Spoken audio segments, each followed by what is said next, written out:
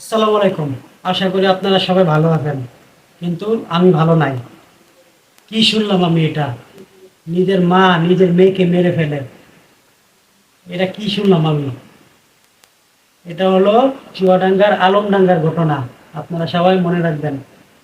তার মা এক ছেলের সাথে পরকীয়া করত। পরকীয়ার কারণে মেয়েটাকে মেরে ফেললো।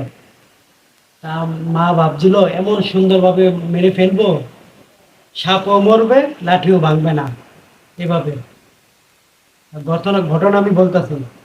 ঘটনা হচ্ছে তার মা এক ছেলের সাথে প্রেম করতো।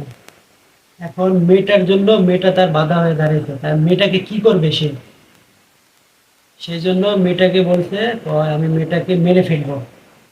মেয়েটাকে মেরে ফেললেই আমার সব ঝামেলা মুক্ত হয়ে যাবে।